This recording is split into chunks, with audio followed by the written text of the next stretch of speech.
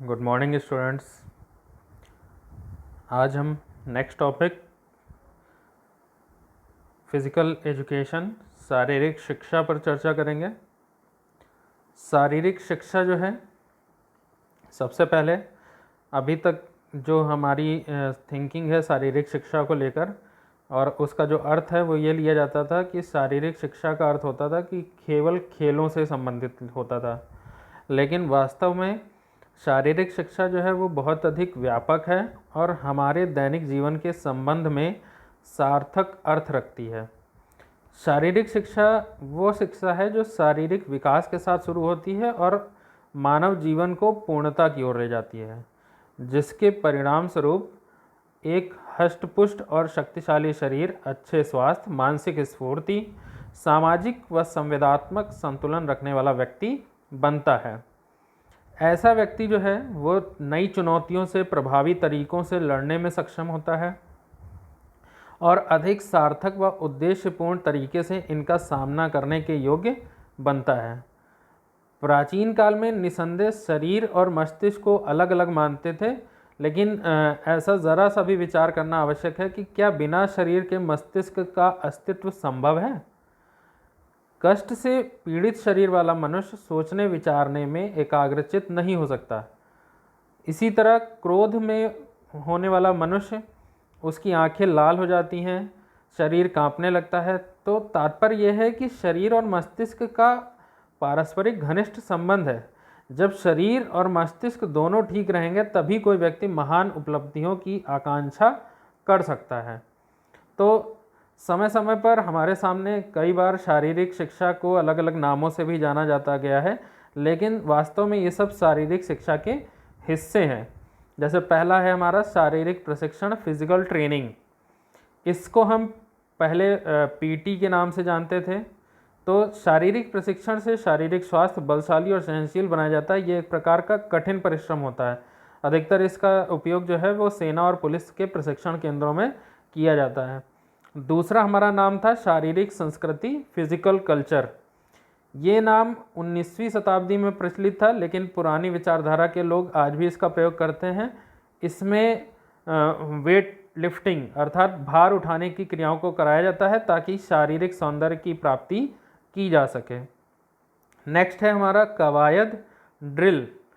इसको भी सेना से लिया गया है। सेना में किसी भी क्रमबद्ध कार्य को ड्रिल कहा जाता है। आमतौर पर ड्रिल बैंड या संगीत के द्वारा होती है। व्यायाम को सामूहिक रूप से कराए जाने को हम मास ड्रिल कहते हैं। अगला हमारा आता है खेल। ये बहुत ही विशाल शब्द है, जिसमें खेल, एथलेटिक्स, तैराकी और उन खेलों के अंतर्गत भी दौड़ कूद, हॉकी, फुटबॉल आदि सभी को सम्मिलित है। परंतु वास्तव में खेल जो है वो शारीरिक शिक्षा नहीं है। ये शारीरिक शिक्षा के प्रैक्टिकल एस्पेक्ट हैं, अर्थात कहने का मतलब यह है कि वो उनके प्रोग्राम्स हैं जो इनके अंतर्गत आते हैं। और नेक्स्ट है हमारा जिम्नास्टिक। कई लोग जिम्नास्टिक को भी शारीरिक शिक्षा का नाम देते हैं। यूरोप की विचारधारा के प्रभाव स्वरूप इस शब्द का उपयोग शारीरिक शिक्षा के पर्यायवाची शब्द के रूप में प्रचलित हो गया। यहाँ तक कि व्यक्तिगत व्यायामों को भी जिम्नास्टिक कहा जाता है। अब हम बात करते हैं शारीरिक शिक्षा के परिभाषाओं की। जेबी नैस के अनुसार है, शारीरिक शिक्षा समूची शिक्षा का एक भाग है जिसका संबंध मांसपेशियों की क्रियाओं के साथ है। AR वेमैन के अनुसार है, शारीरिक शिक्षा का वह भाग है जिसके द्वारा मनुष्य का शारीरिक क्रियाओं के द्वारा प्रशिक्षण के साथ साथ पूर्ण विकास होता है। तो ये दो हमारी डेफिनीशन है। साथ ही साथ एक और है एडवर्ड F वाल्टमर और आर्थर ए स्टिंगर के अनुसार। इनका मानना है कि शारीरिक शिक्षा वह प्रक्रिया है जिसके द्वारा व्यक्ति में परिवर्तन उसके क्रियाशील अनुभवों के माध्यम से आते हैं। अब हम बात करते हैं शारीरिक शिक्षा के उद्देश्यों की। शारीरिक शिक्षा के जब हम उद्देश्यों की बात करते हैं तो शिक्षा के क्षेत्र में मार्गदर्शन आवश्यक है, और ये मार्गदर्शन जो है वो केवल उद्देश्य ही कर सकते हैं। ये किसी भी मापदंड से जांचे जा सकते हैं। व्यक्ति अथवा संस्था को किसी विशेष दिशा की ओर ले जाने के लिए ये पथ प्रदर्शन का कार्य करते हैं। निसंदेह इनकी प्राप्ति जो है वो सामान्य सिद्धांतों पर ही होती है। तो इन्हीं के बल पर सिद्धांतों के आधार पर हम चर्चा करते हैं। तो हम कह सकते हैं कि शारीरिक शिक्षा का जो मुख्य लक्ष्य है वो व्यक्ति तथा व्यक्ति दलों के लिए उन परिस्थितियों में कुशल नेतृत्व, प्रचुर सुविधाएं और समय का प्रावधान करना है जो भौतिक दृष्टि से स्वस्थ, मानसिक रूप से सजग तथा सामाजिक दृष्टि से सशक्त हों। तो इस परिभाषा पर जब हम ध्यान देते हैं तो हमारे पास 4 कंसेप्ट निकल कर आते हैं, जिसमें है कुशल नेतृत्व, अधिक सुविधा, प्रत्येक समूह तथा व्यक्ति के लिए खेल में भाग लेने की संभावना और शारीरिक रूप से पूर्ण, मानसिक रूप से साहसिक एवं सामाजिक रूप से सशक्त परिस्थितियाँ। तो व्यक्ति तथा व्यक्ति दलों का विकास शारीरिक शिक्षा का अंतिम ध्येय है।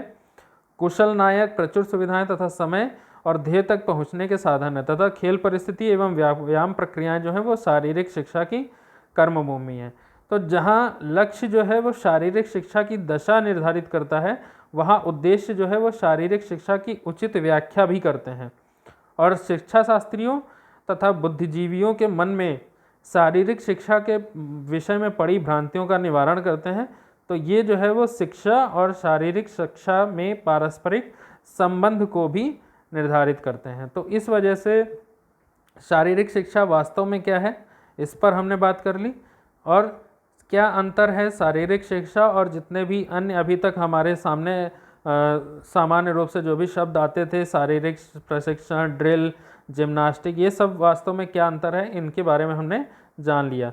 तो इन सारी चीज़ों को समझने के बाद वास्तव अर्थ पता चलता है कि शारीरिक शिक्षा जो है वो वास्तव में यही है कि वो हमारे शारीरिक विकास से संबंधित है और हमारे जीवन की, हमारे स्वास्थ्य को पूर्णता की ओर ले जाता है, जिसमें हमारा मानसिक स्फूर्ति, सामाजिक और संवेदनात्मक संतुलन बनाए रखने की स्थिति होती है। तो ये थे हमारे शारीरिक शिक्षा के जीवन में महत्वपूर्ण चीज़ें।